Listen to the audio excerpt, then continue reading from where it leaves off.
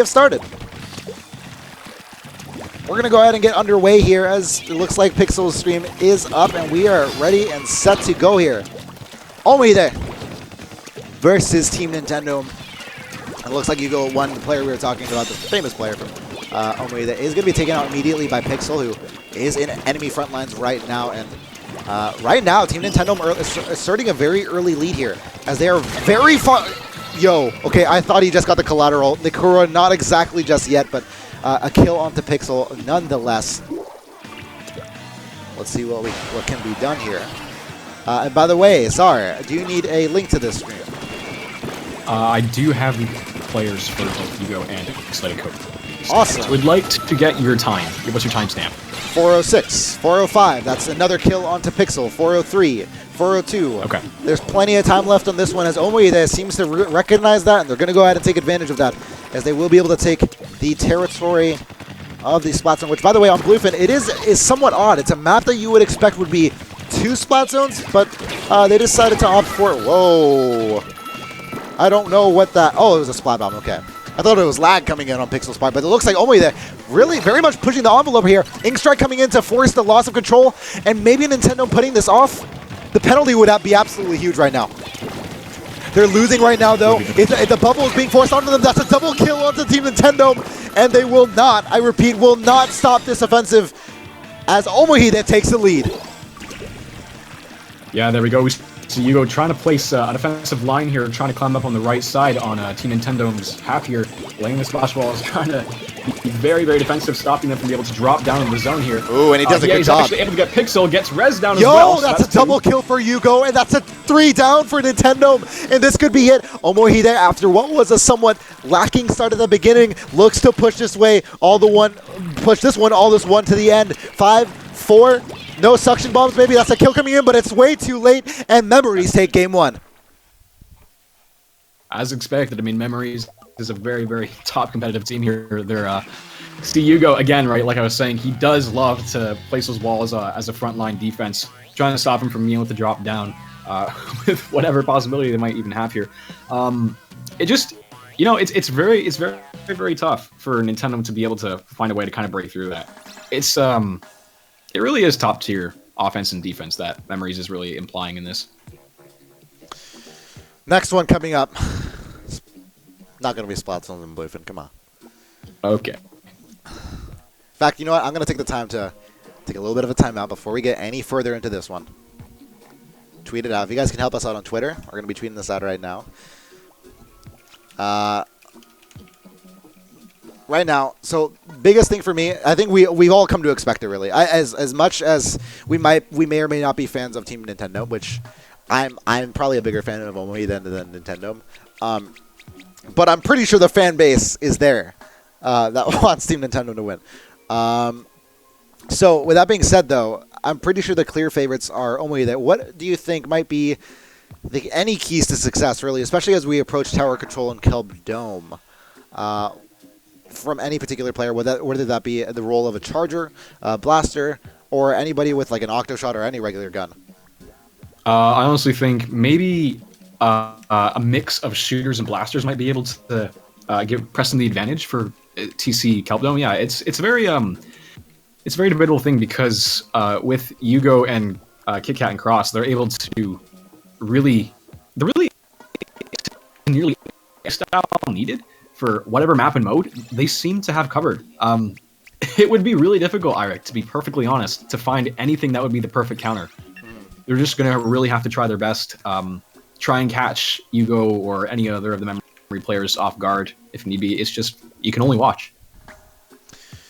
Right now, it's a 1-0 lead for Omide. And as you said, you said it best. It's really hard to predict this one. Not really hard to predict this one, but predict like any particular points that they may be able to leverage in order to gain a lead out of nowhere. It's really just going to come down to their play, one man's play, or one woman's play for that matter, against the other.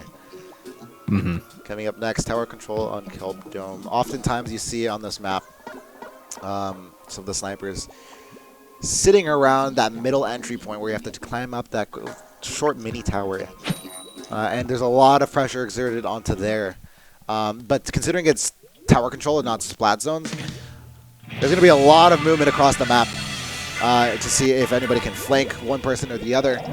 Very much looking forward to this matchup between arguably former Western champions versus very much Eastern champions. Yes, we do see them. Yep, indeed. We see the section ball. Okay, so actually, Nintendo doing a pretty good job initially trying to put pressure on both sides, but again, Yugo able to cover it very well, using the wall effectively. But he gets caught off guard. Yo. Pixel get the double kill. Yes, he does, but not before the echolocator comes in. Regardless, that's 2 down for Omui there, and they're definitely going to push this one. As Pixel on the tower right now, doing whatever he can to avoid them, and rather nicely, I must say myself. But that's not going to be before the echolocator pays its dividends. And that will be Pixel from Team Nintendo going down. Team Nintendo on your screen right now in purple, whereas Omohide or Memories, the light blue, the CN color. And right now, it looks like they're able to maybe have a little bit of a lead. Pixel not catching Kit Kat there with the Dynamo Roller. But the damage was done, and it looks like a lot of Team Nintendo are recovering from dying just there. Ink Strike, no, sorry, I mistook the Ink Strike for the Beaming Ray in the sky, but regardless, Pixel trying to sneak around, even with the Echolocator. What the heck? That must have been his sub there, but that's a double kill coming in for him before, I believe that's Cross. Okay, Cross coming with a Luna Blaster Neo. And that AoE damage is definitely going to do its number there, as Omui, at least, if not able to push further past that 56-point marker, they're at least able to push the envelope just a little bit and get rid of Nintendo, resetting the play as it is right now. They have to watch out for the Dynamo player, though. Yeah, there we go. I think we see Nintendo, and they're starting to press the advantage just a slight little bit. Although they're at 56, they're pushing really hard. Yugo coming in, able to take the flank, gets 1, gets 2. Yugo! That's 3 down, and Yugo doing his part there.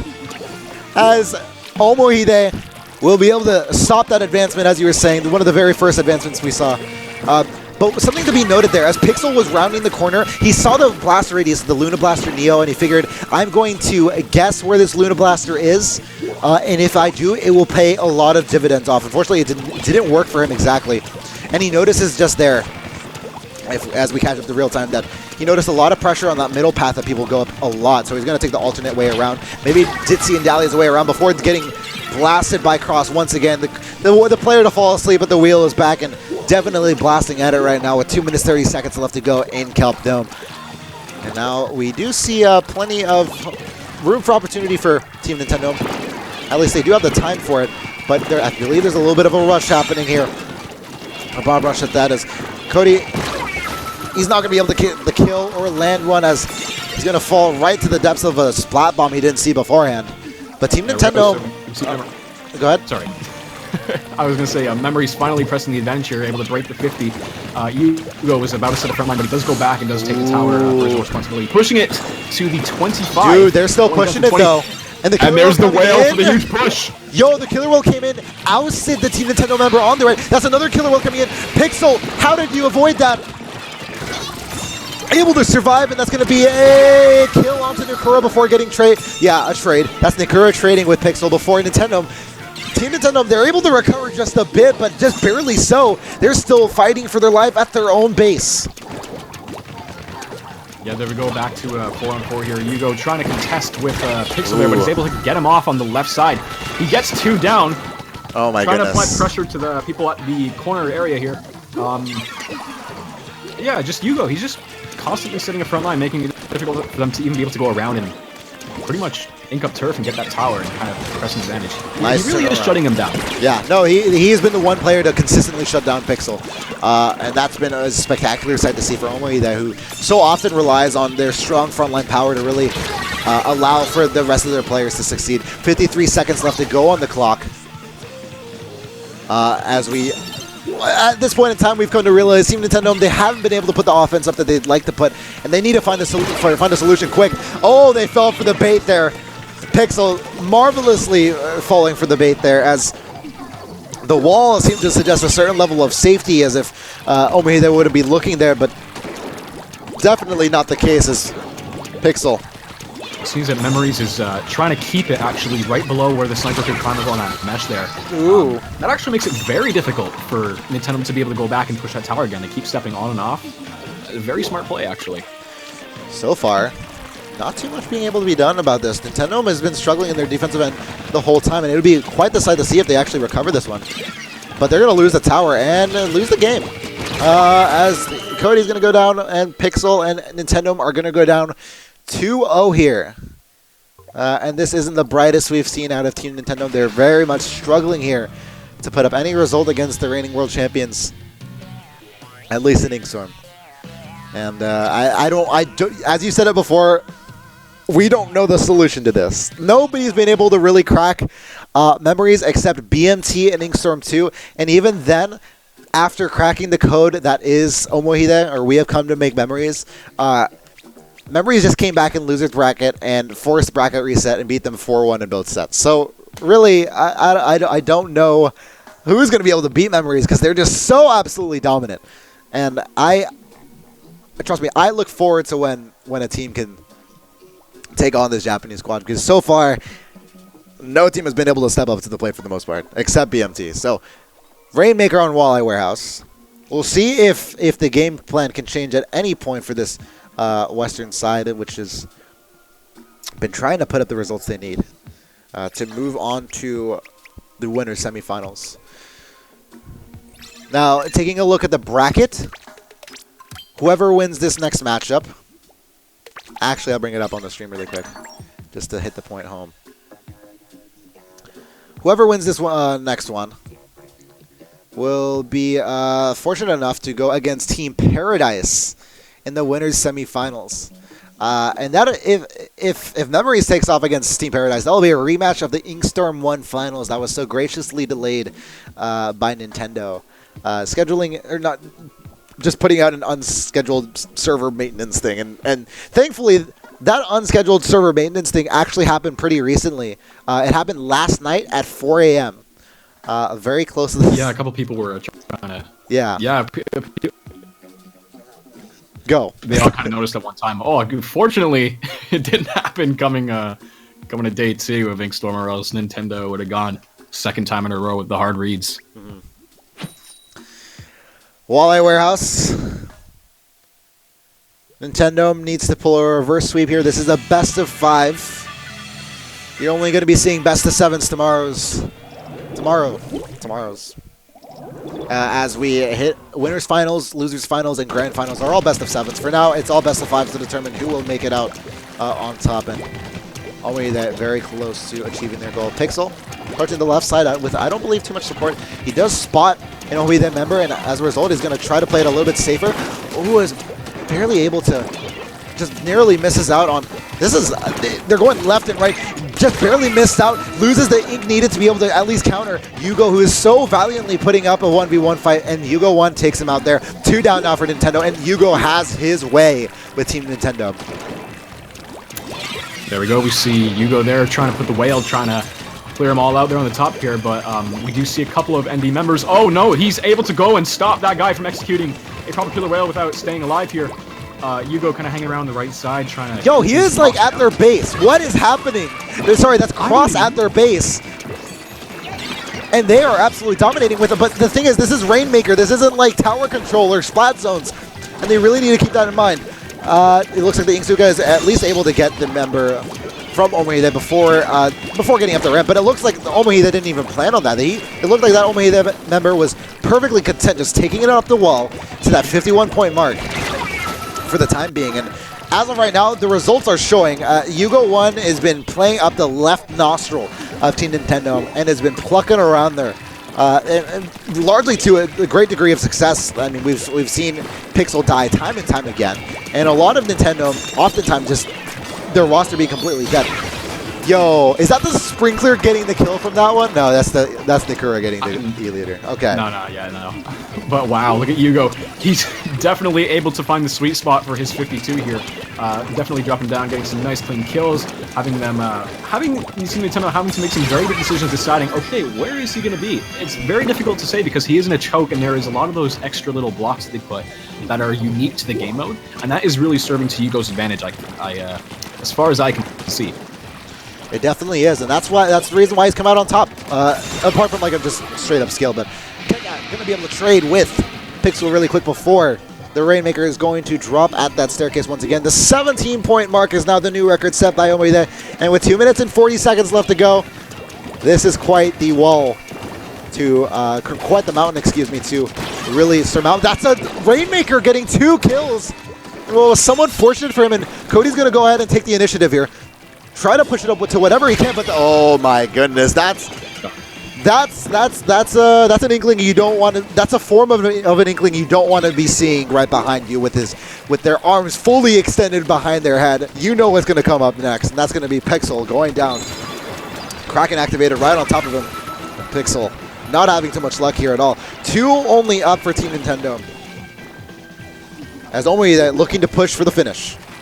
Just wow, look at that wall in the corner there. Just unbelievable how fast he's able to do that and kind of predict where that thing's going to be, where he's been able to defend himself properly. Yugo kind of hanging around back here, trying to keep the Rainmaker in play, but it does look like Team Nintendome is going to be the one to pop it and reinforce it with a killer whale. Yeah, but we do have unfortunately, that's 2 down for Nintendome, though. And so far, a minute and a half. So far, not much of anything happening right now for Team Nintendome.